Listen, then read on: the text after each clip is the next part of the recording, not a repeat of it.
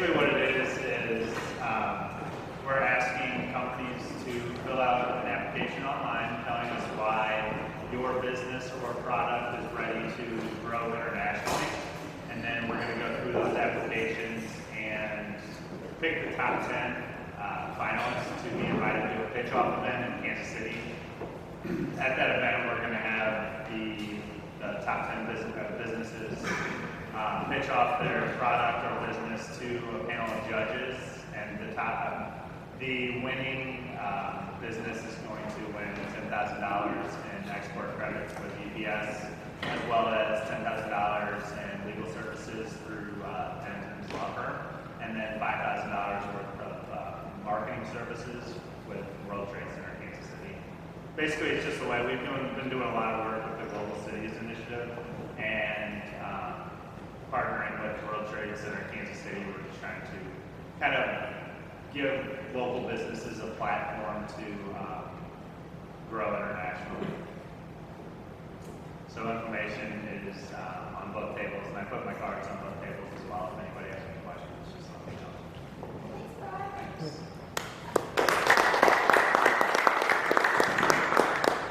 Thanks for coming by. Are you sitting around here? Yeah. Okay, so he'll be here to ask questions. It's an awesome program. I've been reaching out to a lot, so follow up if you need anything overseas. And this is Krister. He is Ungerboeck Software. All right, welcome. Thank you. I want to give a little bit of a short background about myself and Ungerboeck Software so you have context of what we do. And I didn't want to spend a ton of time going through like PowerPoints and talking. I really would prefer to just answer any questions you have and kind of be more interactive. Certainly ask questions at any moment, and then I'll have plenty of time for questions at the end. Yeah? So what does Ungerboeck Software do? So what I wanted to talk about is scaling growth. So Ungerboeck Software is, at least according to based on number of employees, is one of the largest software and tech companies in St. Louis. We have about 150 employees in Darden Prairie on Highway 40. We have 250 employees worldwide. What we do is end-to-end event management software. So I'm not going to try to sell the event management software. That's just what we do. So people are trying to sell events. If you ever go to an event and you got a badge, you know, that has been printed with our software. If you go to a lot of stadiums or theaters or convention centers, we're the back office software that runs the logistics behind those events. So that's what we do. We have customers in 50 countries. One thing that if anybody has any questions about international growth, that is something that's very unique about us. We actually get more than 50% of our revenues come from outside the United States. I personally opened our offices in Europe and in France and in Germany, so I know what it's like to give a sales presentation in German, and when it's bad German, then they walk out the back of the room. So getting into new markets in Europe in foreign language is something I can speak from personal experience. If you have any questions on that. We primarily did a direct sales model, so we didn't really do a lot of channel sales. So depending on what your products are and things like that, that made. What I wanted to leave you a little bit is just the things that I know well, that I think I can actually hopefully answer some questions, and the things that I don't. One thing that I was never involved in our company when we were a startup. I joined when we were about 14 employees. We've grown about 3,000% since 1997. But going from 1 to 15 employees, my primary experience was when I was 21 years old. I quit my job thinking I was going to do a startup. And then I went into my basement to start building the product.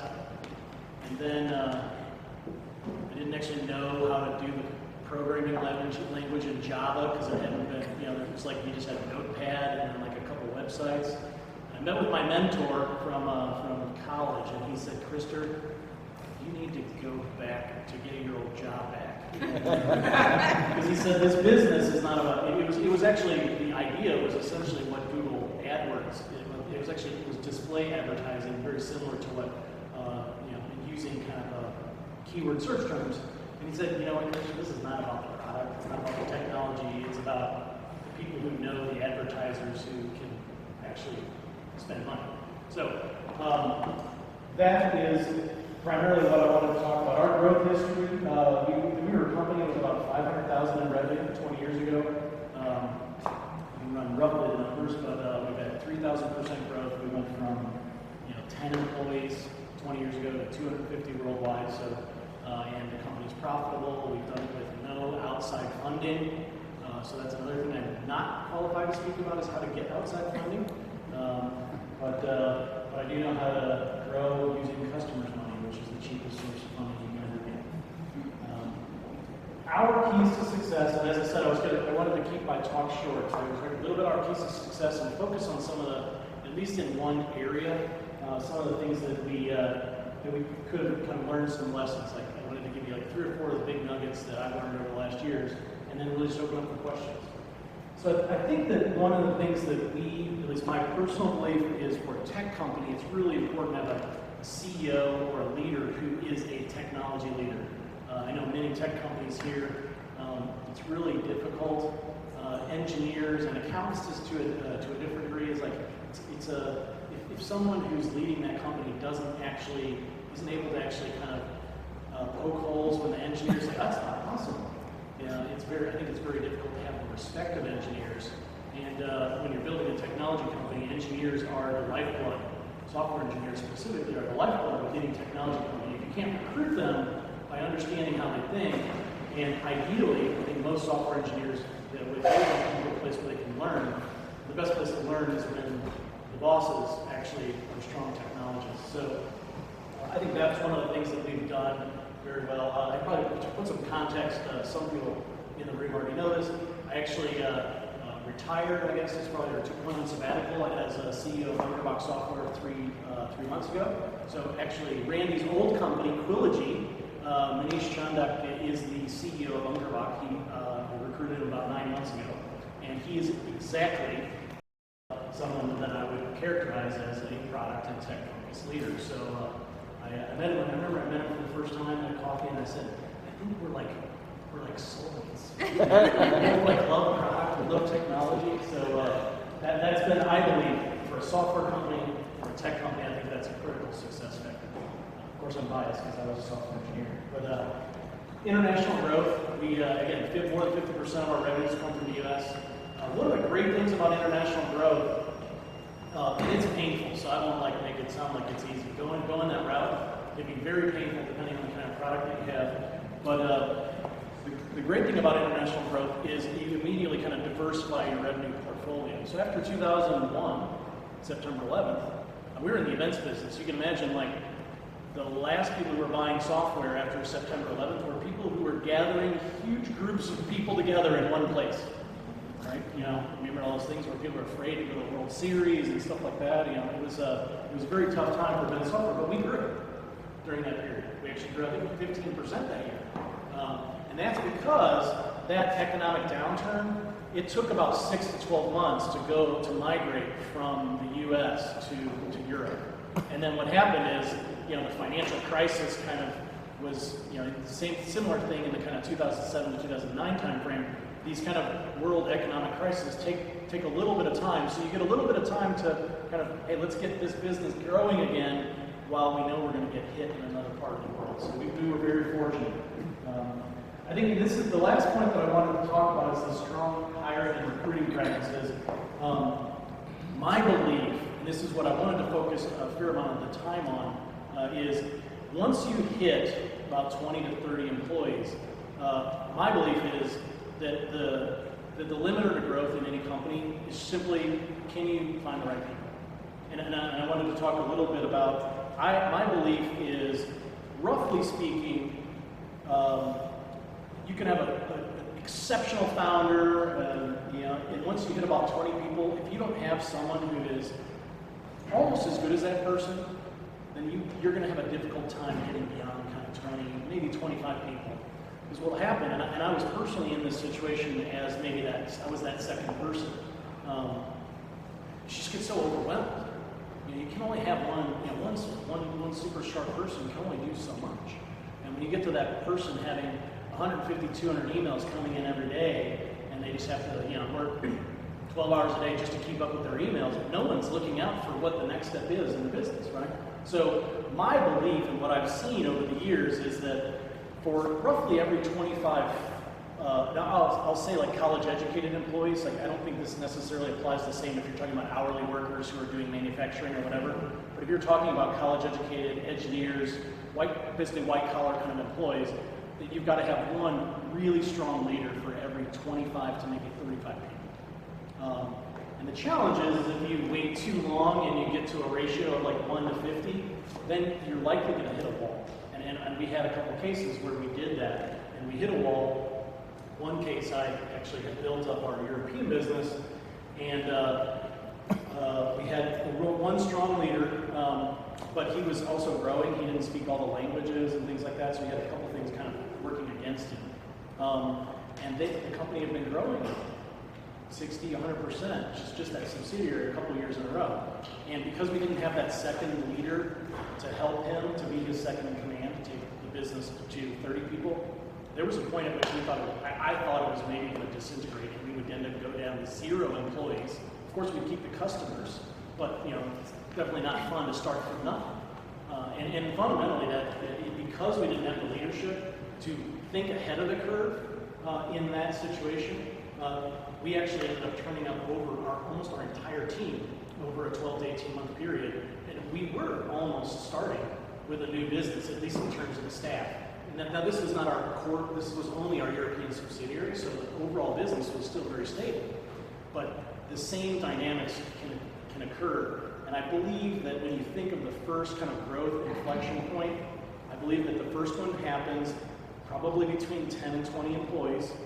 The next one, I believe, starts to happen between 25 and 50 employees, where you have to be able to think about who are those leaders that can really handle and hold on to complex problems. I'll give you a framework for thinking about what those kind of people look like, and I just learned about this from a CEO coach I had maybe 3 or 4 years ago. There's actually a book on this, and I'll give you resources at the end, and you can take a photo or whatever. This is called the Leadership Pipeline by a guy named Ron Tron. I think he's a Harvard professor or something. So the thing, and I think that as a founder or somebody who's early in their career, I think this is also a great way for you to think about your own careers. Yeah? So this first, what he calls like a rite of passage, is going from an individual contributor to a first-line manager. So now, I'm actually having to not just manage my own time, but I'm having to assign work to others, train them, do those kind of things. And this, one of the things that was really interesting, and this has been proven out both in my own personal, as I've developed as a leader, as well as hiring others, is it's very, very difficult to skip a couple rungs on the way. It just comes from experience. I was terrible. She knows I was a terrible manager. Tiffany worked for us up until maybe like 1999, maybe? 2000. So she knows Yeah. I'm a terrible manager. It was bad. It was bad. So becoming a good first-line manager is the first step. But then making the next transition is to become a manager of managers. So you find a huge difference between the average employee versus someone who is now managing people. And if I'm a manager of managers, I have to manage at a different level of detail because somebody who's already graduated to a manager doesn't want to be micromanaged, right? So you have to develop a different style. The old analogy I used to use was it's like the difference between if you play pool or billiards, it's the difference between like getting the cue ball to hit the ball to go in versus doing like a combination. I need to tell this person what I want to do, and then they're going to tell other people, but I need the end result to be what is going to achieve our goals. Then the next one, which is a little bit different, is in small companies, these tend to get blended. So this is where it's really difficult, and this will come to one of my next major lessons learned, is the functional manager. So this is the VP of sales. Well, the challenge in a startup is you often have your VP of sales or your VP of finance or your CFO, and they are still an individual contributor. They may haven't even learned how to manage a team yet, or maybe they haven't even learned how to manage managers, but they're actually the person who's setting policy for a certain area of the business. So one of the things we found as we scaled up is we would look at people with certain job titles, and when we got to a certain size, just because somebody was a CFO at a certain type of company, they haven't gone through some of these passages, right? And then a business manager would essentially be a president of a business business unit, and then the remaining ones really only apply to huge Fortune 500, 5,000 companies or whatever. So the first one is up through essentially business manager, which you can pretty much say is that for any startup or any company up to 250 employees, that's basically CEO or president. The remainder is there. So some of the mistakes that we made, and this I think was one of the biggest ones we made over and over and over again, until I went to a talk at a conference called The Business of Software, and there was a guy who was talking about how to hire leaders in companies. And he was talking about this, and I was playing through, like, oh my God, this explains most of our failed hires, and the most expensive hires, because they were executives that we brought in. So he broke down companies into like 5 stages of growth. Let's call it 0 to 10 employees, 10 to 25, 25 to 100, whatever it was. But and he said, if you're hiring an executive, don't hire somebody more than 1 stage of growth away from where you are. If you're a 25-person company and you're going to hire a VP of finance from a 1,000-person company, probably going to fail. Every single one has more. And I would even argue that a VP of something at a 500-person company is probably going to fail. The reason why comes back to that ladder, right? A VP of finance or a VP of CTO or whatever in a 25-person company is still probably coding. They're doing the individual contributor role, they're doing the first-line manager role, but a CTO of a 500-person company he's a manager of managers, hasn't written a line of code for 5 years, and he likes to poke holes in other people's stuff, but at the end of the day, he doesn't know how to do the details anymore.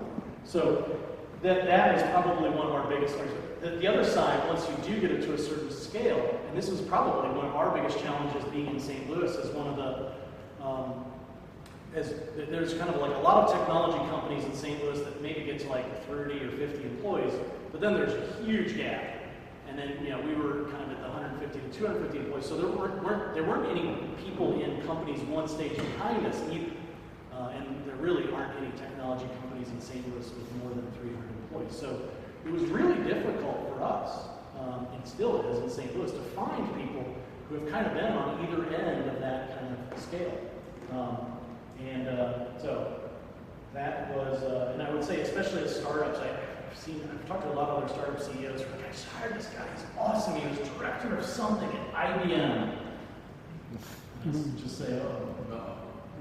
Yeah, because those people who come from those big companies also tend to be much more expensive because they've kind of gotten used to and they want all the business plans and all that. So when you was at the smaller numbers, where did you recruit from? So when you was at the 25 to say 50? You know what? That was so long ago, and things have changed so much today that I don't even know if it would really. Back those days were like Monster.com, and Monster.com is almost worthless today, right? Many have probably seen our sign. The best recruiting thing that we do today, other than recruiters that we have physically hired to call on people, the best thing we have is the sign out from our building. Like the best quality, we can get more quantity of candidates from other places. But the quality ones, they come from employee referrals, they come from the sign.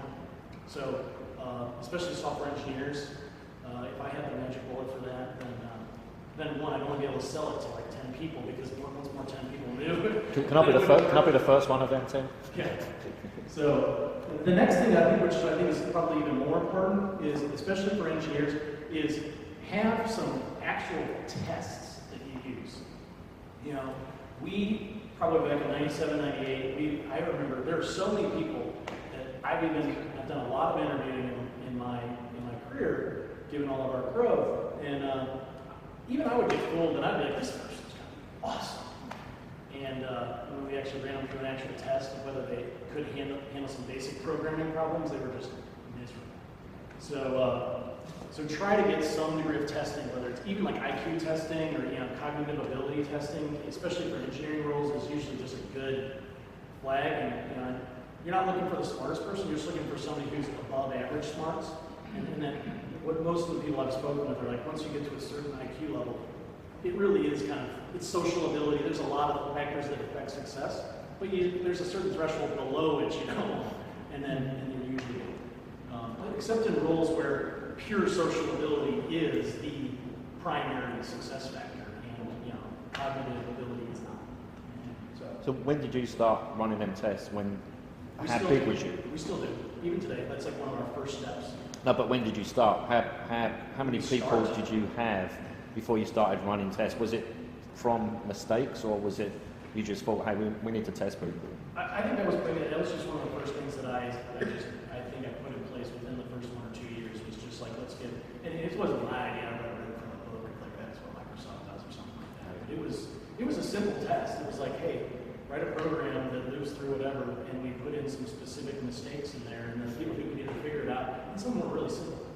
So the other thing, actually, I love interviewing. I think the thing I love most about interviewing people is when you get somebody to tell you that one thing, and I'm just sitting there like, do you realize what you just told me? But one of the things that I found is typically when you're looking for superstars, ask them, who are the people that ask you questions? You know, like Bob, Jim, give them names. You don't give me a last name too. And so tell me about the last people, because who are the people that like really make organizations go? It's the ones who have like a line outside their door, right? Yeah. And if you've got somebody who can't tell you that there's a bunch of people that are coming to them for answers or guidance, they may be a great employee, but they're not your superstar who's going to do, 3 times as much. And I think that was, maybe you probably heard this, but I think it was a Bill Gates thing. They said that there's no other profession in the world, that at least I can think of, other than engineering, and specifically software engineering, that the best engineers can be 10 or 20 times more productive than the average ones. You can't go get a taxi driver that's going to get you from point A to B 20 times faster. So that for me is recruiting in software and engineering. It's about finding that one diamond. It's not about, especially when you only need, if you got a team of 5 or 10, just find the 1 or 2 diamonds and they'll get more done than 10 or 15 people. I remember there was one guy who met. He walked up to our booth in Raleigh, and if you have time, meaning lead time, college recruiting, I think is one of the best ways to find the best. But he walked up, and he was the most introverted person, and I was like, this guy's going to be either one of the best engineers I've ever met, or he's going to be a complete disaster. And he turned out he was one of the best. He was 22 years old. He actually had terrible ACT scores. He would not have failed the IQ test, but by a lot of the numbers, but you could just tell he was just passionate about programming. Anybody who programs when they go home instead of watching television, look for those guys, and you got somebody. When hiring the key people, I think that obviously, especially at your startups, you have to watch those diamond in the rough. This is not the place to try to save a couple $1,000. You've got to do what you need to do. And what my experience has been, at least when you start looking at executives, the people who are like in the top 5% don't necessarily. If you were to look at like a bell curve, the people in the top 5%, what are they making today? Okay, what do we need to get you on our team? And when I would talk to recruiters, if it was like that one critical hire that I need to make, I said, I don't care what the compensation range is. I just need the right person for this job. And my experience has been, I've tried to micromanage and try to do everything for so long myself. And the first times that I found that person, like I knew within a week. When Manish joined, it was maybe 3 days, because it was like I was able to take things that I was never able to trust to give away to someone else, and literally like say, hey, can you take care of this? And then like, I didn't even get questions. It was just like magic. And so now that frees you up to do whatever's not getting done, right? So, I think I talked about this, which actually I already talked longer than I wanted to, but not waiting too long to get those key hires in. The analogy I use is, it all depends on your growth rate, right? So, if you're driving on a country road at 35 miles an hour and you get a curve or a deer jumps in front of your car, you're probably going to be okay. You can swerve, you can miss it. Even if it hits the car, you're not going to die. But if you're growing at 50% or 30% or 100% a year, you're driving a race car at 200 miles an hour down a racetrack, and if a deer jumps out in front of you, you're going to die. So you need to be able to look out and say, what do I need to do? And probably the most fearful thing is that when you're small and you don't have enough capital, it's like literally we could go from 1 million revenue to 2 million revenue to 4 million revenue, all in a space of 18 months. And there were periods between kind of 97 and 2002 where we did that. It was like, for every day, next year there's going to be 2 of you here. So we need to every single day be thinking about how am I going to train someone to do my job because there's going to be 2 of me next year. So when you're going on a race car, you're going that fast, you need to be able to look far into the future and hopefully have enough capital to make sure that you can hire ahead of that demand. The other thing, which I think will probably start to apply once you get to maybe 50 employees or so, is leadership development, which we probably didn't invest early enough in this, because the ideal people to promote in these management positions is people that you've grown from within. But because those leadership transitions, it's very difficult to skip a step. It can be very